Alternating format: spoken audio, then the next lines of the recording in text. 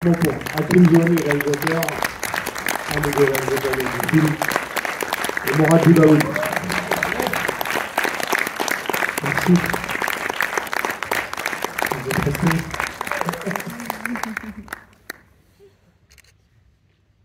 On va commencer. Déjà, je tenais à vous féliciter parce que c'est un bon truc, m'a vraiment touché. C'est un très beau film. Je pense qu'il a touché beaucoup de personnes dans la salle. On va voir tout de suite. On va commencer éventuellement à en parler juste après. Je voulais savoir un petit peu quel a été un peu le...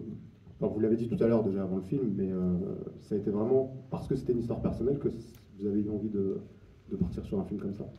Non, c'est qu'avec avec Karine, on a eu un court-métrage qui avait tourné à l'époque et qui était nommé au César, mais ça remonte à un moment, et du coup les productrices nous ont contactés, donc Carole Scotta et Barbara Letellier, donc de Haut et Court.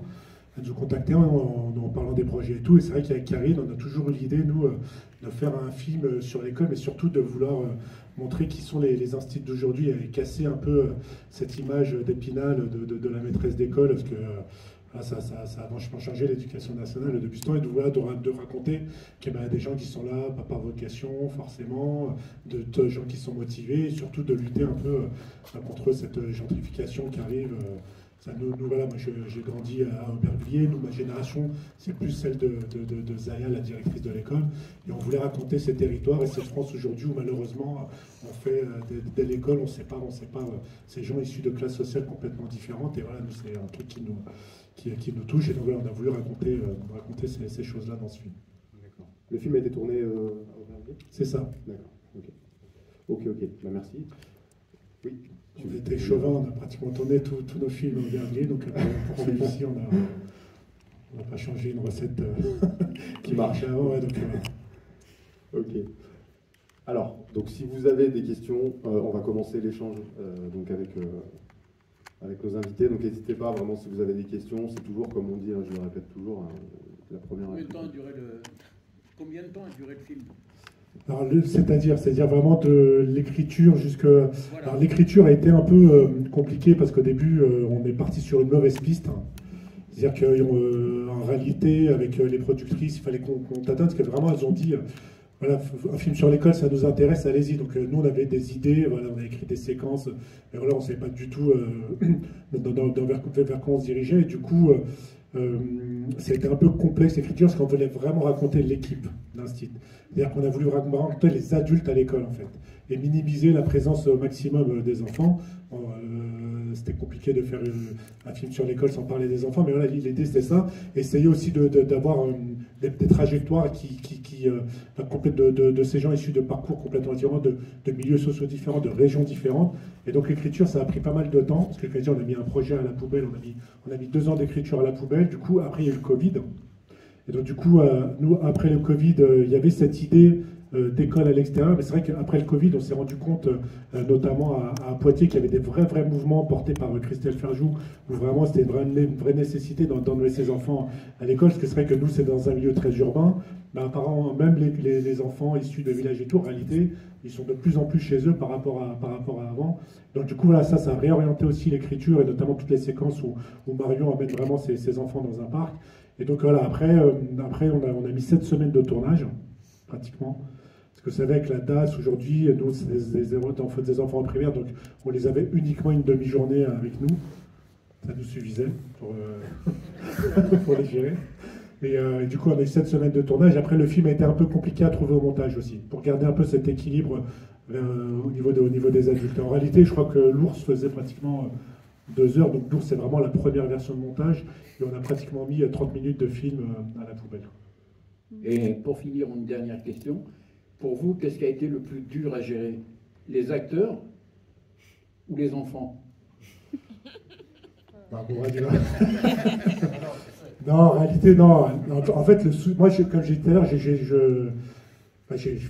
de l'animation socio-culturelle, et du coup, moi, ce que j'avais appris par des anciens de l'éducation populaire, c'est que quand on amène des enfants en colonie, il faut avoir ce regard très sévère, très juste, et cadrer les choses au moins les 3 premiers jours. Voilà, il faut délimiter le cadre. Et après, on peut s'amuser avec eux. Et en réalité, nous, les enfants qu'on a eus, c'est un plateau de tournage de cinéma. Et en réalité, ça, c'est aussi un peu de ma faute, je pense, c'est que j'ai pas assez cadré les enfants. On avait pris des gens qui n'étaient pas forcément animateurs pour les gérer. Et en réalité, les enfants, et notamment la classe de Marion, quand ils sont arrivés, tout de suite, en fait, on les a mis à l'aise. Tout de suite, on leur a donné des statuts de stars, quoi. Et en fait, après, c'était fini. En fait, pendant cette semaine, ça a été très compliqué. Merci. Est-ce qu'il y a une autre question dans le public? Ouais.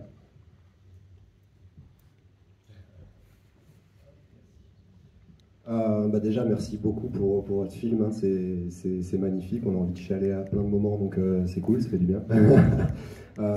Des acteurs magnifiques aussi, bravo, et merci à tous ceux qui ont participé au film. Ouais, super touchant, enfin moi ça me touche personnellement en plus parce que ma mère est instite et donc voilà, ça me parle beaucoup.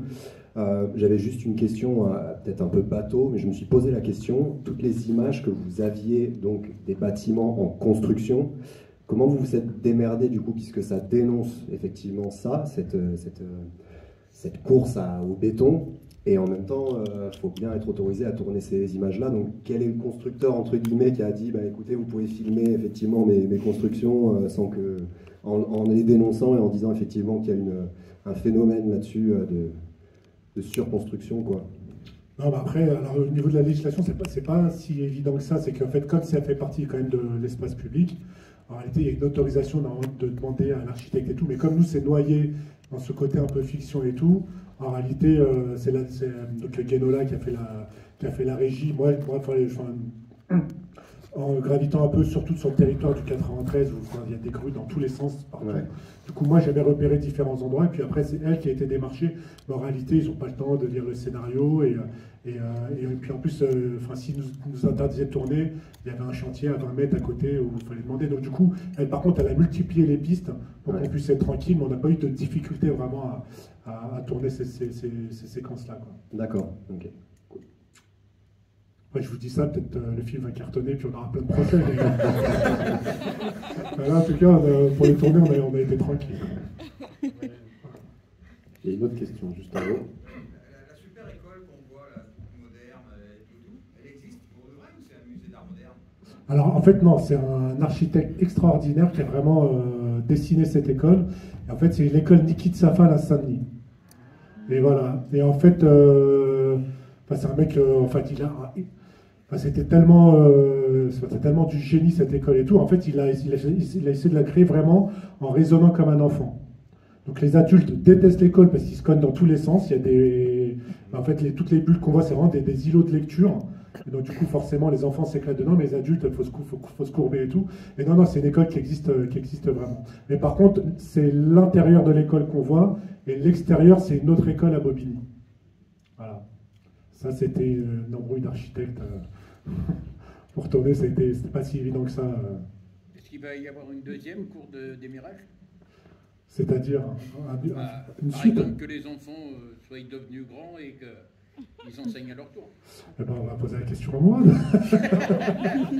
Mais non, mais comme je disais tout à l'heure, moi, Karine a bénéficié de cette école républicaine dont on a l'impression qu'elle a vraiment existé à un moment, surtout à Aubervilliers, où il y avait une vraie mixité sociale, où on ne se posait pas la question de couleur de peau, moi j'ai été à l'école, il y avait une énorme caserne de gendarmes à proximité, donc il y avait énormément d'enfants de jeunes à tout, on n'a jamais eu de problème, quoi que ce soit. Donc ça a marché à cette époque. Aujourd'hui, malheureusement, c'est plus le cas. Donc Karine mais comme au même titre que Zaya dans le film, c'est des gens qui croient malheureusement, même si l'éducation nationale fait tout contre. Alors je souhaite qu'il y en ait un deuxième. Alors. Ah ouais, on espère. J'avais une remarque, merci pour votre film, bravo. Une remarque, vous disiez tout de suite, quand vous avez commencé votre intervention, que vous souhaitiez casser l'image d'Épinal. Mais quand on voit le personnage de l'inspecteur qui colle un rapport et qui a un aspect aussi bien, excusez-moi pour le monsieur, mais vieillot, est-ce qu'on en est toujours là dans l'éducation nationale, dans le corps des inspecteurs? Ce que je veux dire, c'est que là, il ne me semble pas que vous cassez l'image d'Épinal. Non, non, c'est pour ça que j'ai précisé l'image d'Épinal de la maîtresse d'école. Mais là, malheureusement, l'inspecteur, on s'inspirait des gens qui existent pour de vrai, pour le coup. Qui existent encore pour de vrai. Qui existent encore, ouais, malheureusement. Ouais. Après, il y en a des super apparemment, mais nous, ceux qu'on a interviewés, en fait, moi, quand Karine elle enseignait, le mot d'ordre de l'inspecteur, c'était pas de vague.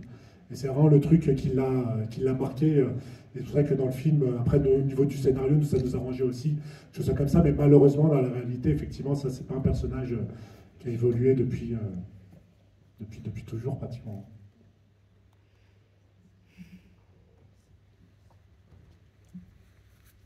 J'ai une petite question pour Mourad. Vous avez été face à beaucoup de personnes, comme Isabelle Huppert, par exemple, dernièrement, mais je crois que dans la Daronne, vous êtes face à elle, mais là, vous avez vraiment des scènes très proches avec le grand Gilbert. Je ne dis pas que vous n'êtes pas grand, vous non plus, mais si vous pouvez dire qu'il est grand. Mais c'est dans son débit, dans sa manière de jouer, qui est ultra précise. Comment vous êtes senti, vous avez pris votre... c'est très simple, je pense que vous avez été intégrés tous les deux à la... Franchement, au début, pour vous parler un peu de l'histoire, Hakim et Karine, on se connaît depuis un petit moment maintenant, depuis leur premier long métrage qui s'appelle Rue des Cités. Et quand j'ai passé le casting, déjà le premier essai, je l'ai foiré. J'étais tellement stressé, tout ça, tellement, il me disait que voilà, c'est le rôle de ma vie, Saïd, c'est un putain de rôle, en plus il a un duo avec un comédien, ça va être super. Et du coup, j'ai eu un callback, voilà, je suis là, j'ai plutôt bien réussi. Et Gilbert Melki, franchement, on s'est vraiment bien amusé sur le plateau. C'était vraiment du pain béni. Voilà, il faisait des blagues, parfois il s'embrouillait un peu avec Karine, sur des trucs de comédie, tout ça, mais vraiment c'était un plaisir de le voir jouer.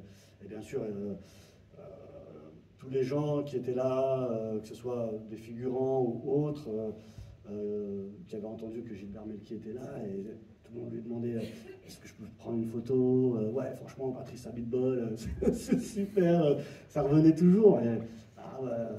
C'est toujours ça quand on tourne avec une... Gilbert, c'est quand même une institution de la comédie en France depuis La Vérité si je mens. Et franchement, ouais, on s'est éclaté. Il y a eu un vrai lâcher-prise, on s'est super bien entendu. Et eux, ils mettaient la pression, ils disaient fais attention, tu donnes la réplique à Gilbert Melki. Ouais, bon, j'ai un duo quand même avec lui, on joue ensemble.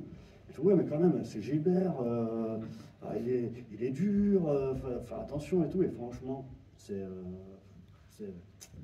un vrai cadeau. Moi j'avais une question.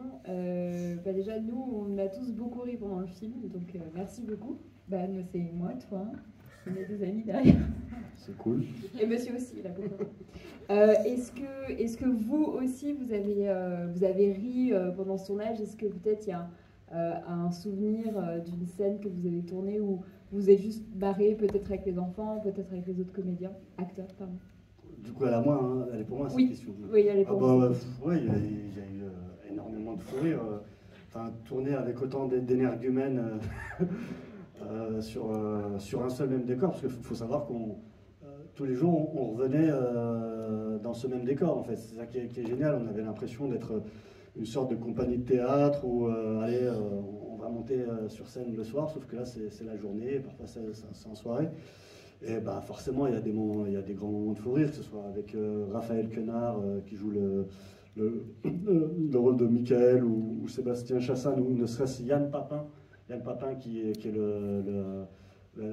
l'instit dépressif là, qui fait le super long monologue avec Anaïs, mais des fou rires, bien sûr. Enfin, je sais pas, ou même la scène de fin là, au moment où on est en train de dîner. Et là, c'était pas une scène assez facile, parce que là, il y avait beaucoup d'acteurs en même temps, et du coup, beaucoup de répliques, il fallait être vraiment au cordeau sur les textes.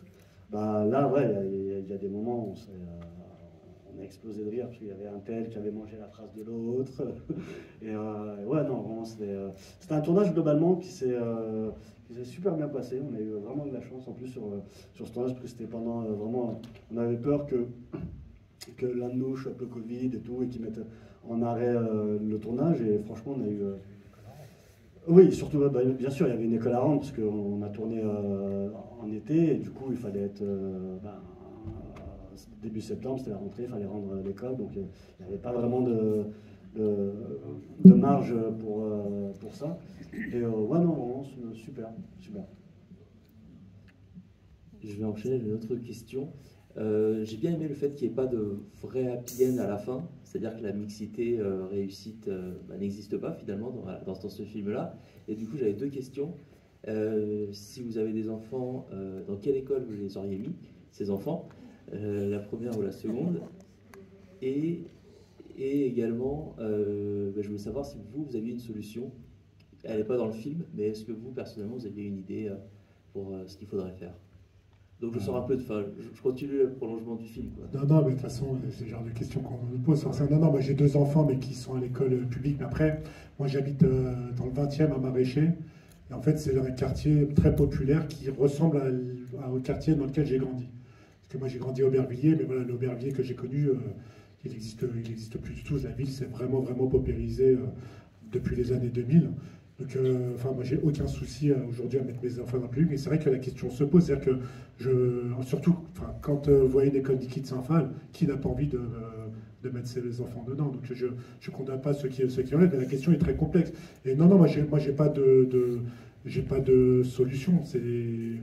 Ça veut dire qu'aujourd'hui, on a tous des névroses par rapport à l'éducation de nos enfants, que eux ne se posent pas. C'est vraiment l'adulte qui choisit pour eux, dans grande mode tout le temps. Et en fait, oui, on parle de France fracturée, mais en réalité, on y participe indirectement parce que dès l'école, on les sépare, quoi. Donc, ils ne se rencontrent jamais pour le coup. Et surtout que voilà, après, c'est vrai qu'on peut peut-être aussi parler d'Aubervilliers. Moi, Aubervilliers, vous savez, c'est une ville. Pendant la Seconde Guerre mondiale, c'était quand même Pierre Laval qui était le maire, donc c'est quand même le numéro 2 du gouvernement Vichy. Ensuite, quand Charles Tillon est arrivé, donc maire communiste, qui a lancé un peu aussi, qui est parti vraiment du côté éducation populaire, donc jusqu'à les années 2000, la jeunesse de Berlin, on a vachement participé. Moi, j'en ai participé, et vraiment, c'était la rhétorique, c'était, écoutez, nos enfants sont pauvres, mais eux aussi ont le droit de faire des loisirs de riches, quoi.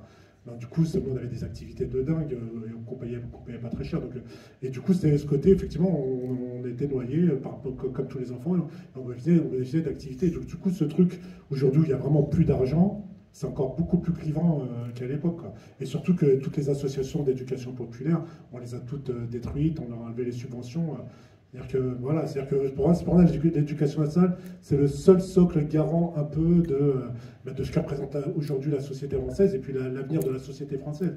Si aujourd'hui, dès l'éducation nationale, on les sépare, ça risque d'être beaucoup plus compliqué plus tard, sachant que l'éducation populaire, on l'a massacrée. Et après, l'éducation parentale, quand vous voyez vos parents qui sont au chômage et qui ont du mal à boucler les fins de mois, c'est très compliqué, quoi, de se projeter.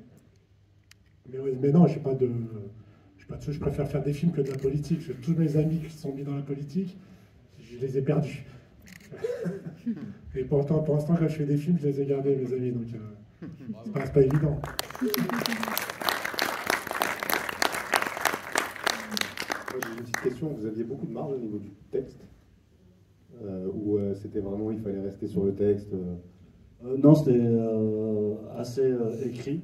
Ouais. Après, c'était la marge qu'on avait, c'était plutôt comment on s'accapare le texte ou parfois en fin de séquence, ce qu'on pouvait rajouter, mais sinon c'était un film plutôt, dans les dialogues, assez écrit.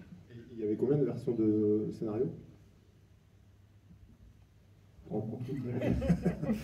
C'est vrai, des versions, on a du tourner, mais même quand on est en prépa, on réécrit. Donc honnêtement, puis en plus pour moi, Enfin, le scénario écrit, c'est le projet de film, c'est pas le film. Le film, on voit des images, les gens, le public ne lit pas de scénario, c'est pas un objet littéraire en soi, c'est vraiment un objet technique qui va s'adresser aux comédiens et à tous les techniciens du film. Le chef déco, quand il va lire, il va savoir ce qu'il va faire. Le chef op, on découpe en fonction du scénario. Et en réalité, nous, le scénario, on le réécrit en prépa, on le réécrit aussi avant de tourner, et puis on le réécrit vraiment sur le tournage. Et puis effectivement, il y a des fois des propositions de texte, du coup on les réadapte, on change certaines choses et tout, donc je ne vais pas vous dire concrètement. Et puis après, il y a la dernière écriture en réalité qui est le montage.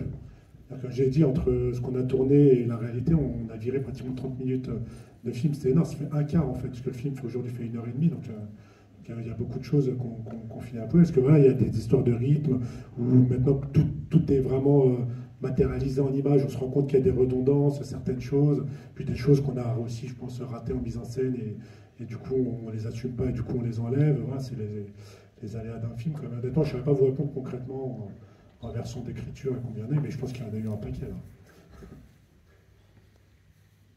J'ai une question sur le casting, parce que j'ai vu qu'il y avait la directrice de casting, et il y a eu des consultations aussi. Oui. Pour créer une équipe comme ça, je pense que ça a dû prendre du temps. Alors effectivement, ça a pris du temps, et en fait, il y a eu énormément de changements. Le film, on l'a écrit pour Rachida Brakni.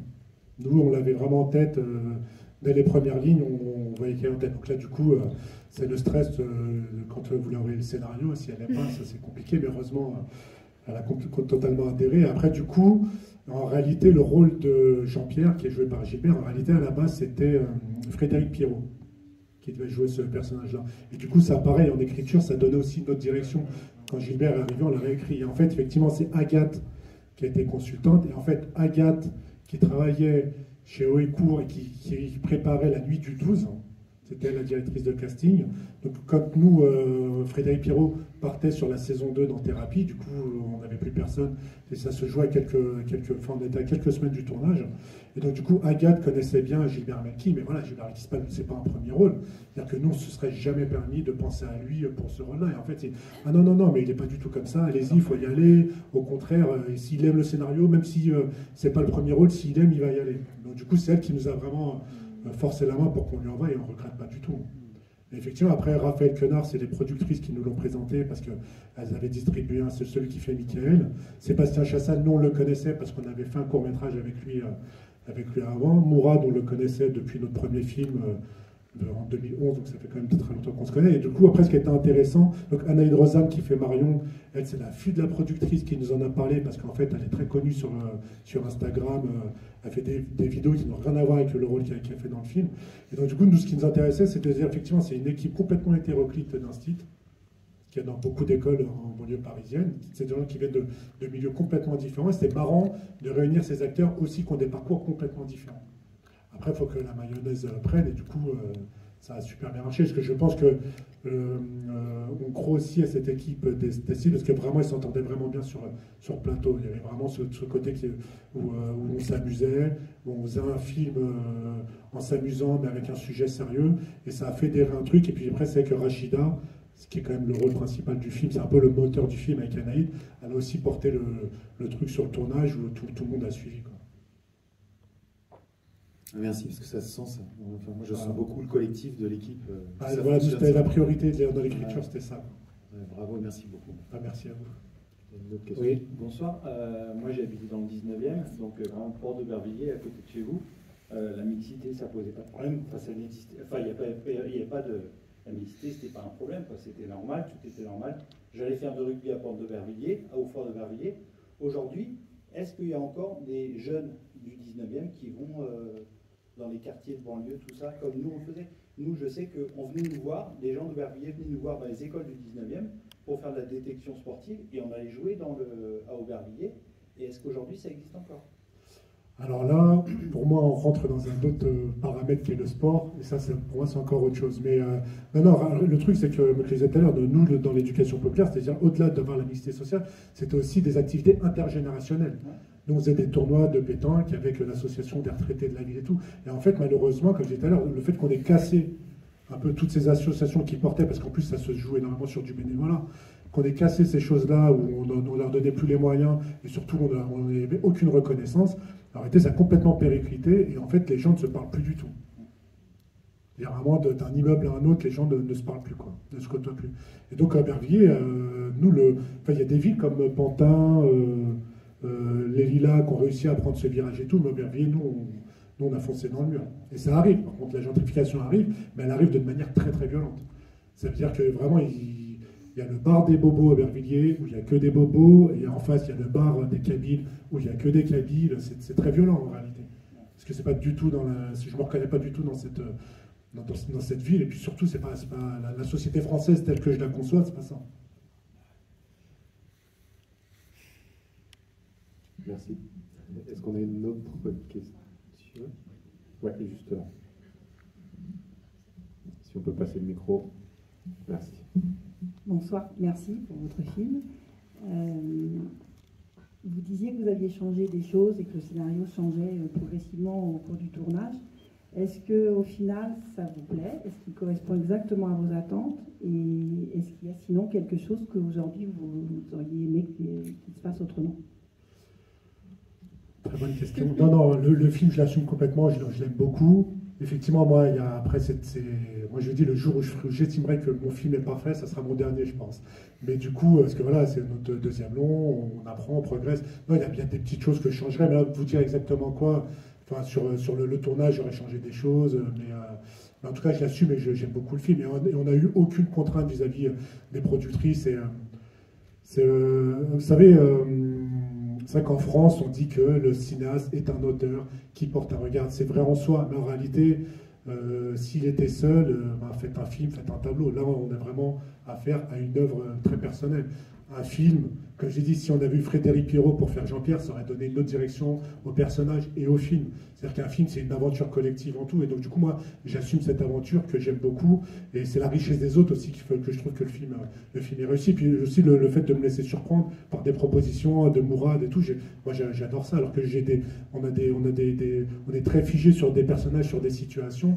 Et en fait, le cinéma, pour moi, c'est pas ça. Je ne le conçois pas comme ça. Mais en tout cas, non, le film, je l'aime beaucoup. Je ne serais pas là sinon ce soir. En tout cas, on a beaucoup apprécié. Merci. Merci beaucoup. Est-ce qu'on a une autre question du public? Juste là. Bonsoir. Moi aussi, j'ai beaucoup aimé le film. Et c'est marrant que le film, il reflète un peu ce qui se passe dans la réalité, où on a ces professeurs qui sont formés en 4 jours des écoles. Et là, avec le monsieur qui est là, qui a des gros problèmes d'orthographe. Comment ça vous est venu cette idée? Est-ce que c'est ce qui vraiment se passe dans les écoles ou Non, arrêtez. Nous, quand on a eu l'idée du film, c'était en 2018, je crois. Donc ça remonte. En réalité, cette histoire de vacataires qui viennent de Pôle emploi, ça fait 20 ans que ça existe dans l'éducation nationale. On en parle cette année, tant mieux. Mais en réalité, ça fait très longtemps que ça existe. Mais le souci, c'est que, en réalité, il y a de plus en plus de profs qui démissionnent ou qui essaient de démissionner. Parce que dans le 93, on vous retient. Même dans le 93, en réalité, si vous avez, je sais pas, moi, vous venez par exemple d'Orléans, et voilà, vous avez votre attache familiale et tout. Du coup, comme le concours en Seine-Saint-Denis, il y a une pénurie de profs, la moyenne. Alors dans le film, on dit c'est 5 sur 20. Je crois que maintenant, c'est 4 sur 20. Donc si vous avez le concours en Seine-Saint-Denis, vous pouvez enseigner là-bas. Et du coup, vous, en plus, se loger, si vous travaillez à Aubervilliers, vous n'avez pas envie de vivre à Aubervilliers, vous allez trouver un logement à Paris. Du coup, ça va vous coûter très cher. Du coup, vous avez envie de revenir dans votre région d'origine. Du coup, vous allez, comme vous allez être en ZEP et tout, vous allez cumuler des points et arrêter, à partir d'un nombre de points, vous allez pouvoir bénéficier de ce retour. Arrêtez. Donc, c'est-à-dire que l'Académie d'Orléans, par exemple, peut vous accueillir, mais par contre, l'Académie de Créteil ne va pas vous laisser partir, parce qu'ils sont en galère de profs. Mais ça malheureusement, ça fait très longtemps que ça existe. Et là, en fait, il y a de moins en moins de profs, c'est pour ça qu'on en parle. Et cette pénurie de profs, en Seine-Saint-Denis, elle a toujours été. Malheureusement. Comment? C'est assez triste, malheureusement. Ah ouais, non, c'est assez triste. C'est assez triste, clairement. J'ai plein d'amis qui sont professeurs des écoles et ils me racontent un peu des profs vacataires qui se battent d'école en école. Et c'est exactement la réalité de ce qu'on voit dans votre film aujourd'hui. Malheureusement, ça va pas en s'arrangeant. On est très pessimiste. Après nous, c'est-à-dire que le film est très critique envers l'institution, l'éducation nationale. Après nous, on croit beaucoup aux humains qui portent encore le bateau, qui l'empêche de couler totalement. Mais ils sont totalement submergés. En tout cas, bravo et félicitations pour le film. Merci beaucoup. Est-ce qu'on aurait une autre question? Ah, alors là, il faudrait le micro. On va prendre le micro, parce qu'on ne vous entend pas. Merci. Au niveau du couteau, parce qu'on voit au début, enfin, on voit quand ils partent en forêt, graver leur bâton et tout ça. Et c'est vrai que moi, ça m'a étonné, parce que j'ai dit, enfin, bon, j'ai des enfants, mais qui sont âgés, donc je les ai jamais vus avec ce genre d'objet. Donc, ça m'a étonné de voir effectivement que c'était admis. Enfin, c'est un peu. Ça me semble un peu bizarre. Mais... Non, mais après, nous, comme je dis, on s'est inspiré beaucoup de vidéos portées par Christelle Ferjou, j'ai oublié le nom de son association, mais en réalité, quand elle emmène des enfants dehors, ce qu'ils font, c'est pire que ce qu'il y a dans le film. Et pourtant, il n'y a pas de... Mais du coup, c'est vraiment aussi, à un moment donné, de faire confiance à ses enfants et de leur laisser arrêter. Parce qu'en réalité, comme je dis, moi, j'ai travaillé 15 ans dans l'éducation populaire dans une association qui s'appelle l'Office municipal de la jeunesse de Mervilliers. Donc, c'était une association qui accueillait des jeunes de 13 à 25 ans. En réalité, avec des jeunes, des fois avec des parcours chaotiques et tout. Mais moi, mon problème, c'était les adultes, ça n'a jamais été les enfants. Ça a toujours été la projection des adultes sur ces enfants, leur vouloir qu'ils ressemblent à ce que l'adulte voulait d'eux, en fait. C'est-à-dire que nous, on allait en sortie, il fallait les sermonner pour qu'ils soient sages, alors qu'ils étaient déjà sages. Mais du coup, en fait, on rajoute au truc. Mais en fait, c'est juste de se dire, en fait, on a oublié qu'on était enfant, on a oublié que, voilà, on a fait des jeux dangereux aussi, et puis c'est la vie, en fait, c'est comme ça. Et c'est comme ça qu'on grandit.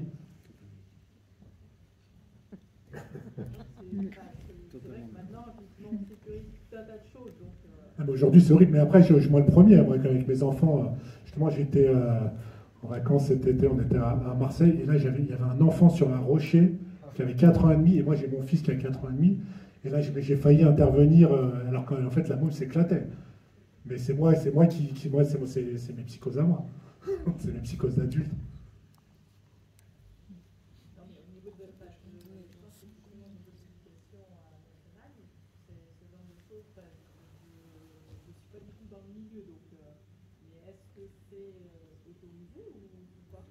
Oui, je pense que les écoles, ils le font clairement. Ah ouais, non, mais après, c'est les opinels en plus. Culturellement, en France, c'est une marque importante, mais ça fait partie de l'éducation. Mais non, mais à partir du moment où on donne un cadre, tu sais, les enfants sont travailleurs, ils écoutent.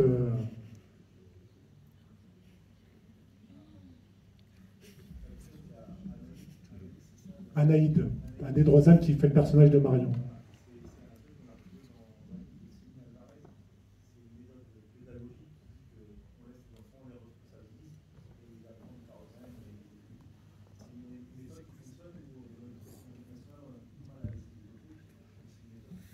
Ouais, c'est vrai que dans le film, on le mentionne pas, mais c'est beaucoup inspiré de la méthode Freinet. Et ces méthodes, malheureusement, en France, ils ont beaucoup de mal. En fait, il y a plein d'écoles qui le font. Il y a un vrai réseau Freinet au niveau national. Mais par exemple, nous, en Seine-Saint-Denis, en fait, il y avait une super école qui marchait bien. En fait, l'institution, c'est en cours d'année. C'est-à-dire qu'ils n'ont même pas attendu un. En fait, ils ont cassé l'équipe. Ils ont vraiment cassé l'équipe. Au détriment, les parents étaient tristes, les enfants étaient tristes. Genre au mois de février, parce qu'il y a eu toute une polémique d'une nouvelle directrice qui arrivait, qui ne s'entendait pas. Et du coup, en plus, c'est aussi le côté un peu... on leur donne aujourd'hui, Macron leur a donné aujourd'hui un statut hiérarchique qui fait qu'ils peuvent choisir, les directeurs et directrices d'école peuvent choisir leurs équipes, ce qui n'était pas le cas avant. Et donc du coup, là, on ne sait pas ce que ça va donner, mais effectivement, si vous n'entendez pas avec votre directeur et que vous, ça fait 20 ans que vous êtes là, et la personne vient de débarquer, vous pouvez changer d'école, d'établissement, parce qu'au niveau de la pédagogie, vous n'êtes pas d'accord. Ça, c'est plutôt pas mal. Si la directrice est à fond, nous, le film, en fait, est inspiré aussi d'une directrice d'école qui s'appelle Véronique Decker, et donc qui a enseigné pendant de nombreuses années à Bobigny, et donc elle qui avait la méthode Freinet. Et elle le faisait intelligemment, et en plus elle était très claire, elle disait, mais moi je ne forme pas des citoyens, mais mes élèves, je veux pas que ce soit des citoyens, je veux que ce soit des militants. Donc c'était très clair dans sa tête. Donc du coup, c'était âgé pour prendre des décisions. Voilà le budget de l'école. Qu'est-ce qu'on achète? Qu'est-ce qu'on fait? Un tel a fait une bêtise. On se réunit tous. Qu'est-ce qui s'est passé? C'est vraiment des décisions collégiales tout le temps. Ah, c'est vraiment une militante et tout. Et du coup, elle, l'éducation nationale lui a fait payer. Et même c'est-à-dire, quand elle a...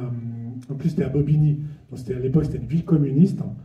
Et en fait, effectivement, pour accueillir ces nouveaux habitants, elle, c'était encore pire que dans le film. C'est-à-dire qu'elle, ils lui ont même pas dit... Enfin, il y avait tout ce nouveau quartier qui se créait, donc elle était contente. Elle a dit, bon, je vais avoir de la mixité sociale dans mon école parce que c'est que de l'accession à la propriété. Donc forcément, ça raconte quelque chose sur le train de vie, enfin, le niveau de vie des gens qui vont arriver. Donc elle se réjouissait de ça. Et en fait, à un moment donné, elle s'est rendue compte qu'il fabriquait une école aussi. C'est-à-dire qu'elle, elle n'était même pas au courant qu'il y avait une école. Et en fait, donc elle était en mairie, elle se demandait des comptes. Et donc on lui a dit en gros, oui, mais c'est comme ça, si on veut avoir des nouveaux habitants, il faut qu'on joue le jeu. Elle dit, mais non, mais là c'est pas possible. C'est-à-dire que vous assumez cet apartheid, c'est-à-dire c'est vraiment les politiques, vous assumez cet apartheid où moi j'ai l'école des pauvres, et là il y aura l'école des riches. Elle dit, bon, on va trouver une solution. Donc du coup, elle a fait des sittings en mairie et tout. Il a dit, bon, écoutez, Véronique, ce nouvel immeuble qui vient d'être créé, celui-là, au niveau de la sectorisation, tous les enfants de cet immeuble-là iront dans votre école. Donc elle était contente et tout. En fait, cet immeuble-là a été acheté par un gros promoteur chinois qu'on a fait du logement social. Et c'est une mairie communiste qui a fait ça. Donc c'est pour ça que de tout bord et tout, c'est très compliqué. Et nous, ça nous a vachement inspiré. En plus, c'est une vraie militante. Sur les enfants roms et tout, il y a plein de trucs à développer avec elle. Mais voilà, c'est parce que voilà, elle avait une pédagogie à freiner, elle y croyait. Oui, il y a un moment où elle dit à sa collègue Anaïs, qui dit je veux aussi qu'ils apprennent à penser par eux-mêmes, qu'ils aient un esprit critique, pardon. Oui. Et ça, c'est hyper intéressant de voir ça. Bah bien sûr, mais c'est vrai, on essaie de faire un constat, on essaie pas de porter jugement ni sur les instituts, ni sur les gens qui vont mettre leurs enfants ailleurs. Malheureusement, c'est la société qui est comme ça.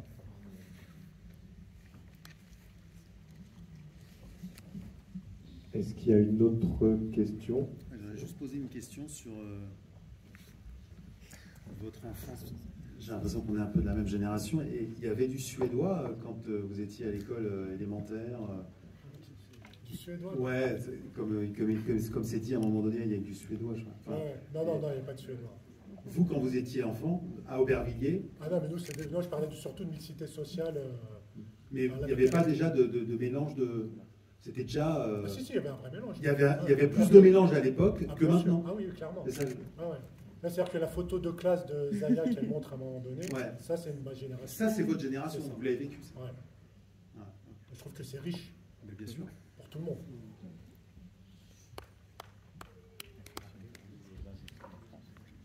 On va terminer là-dessus. Ouais. Je vous demande merci.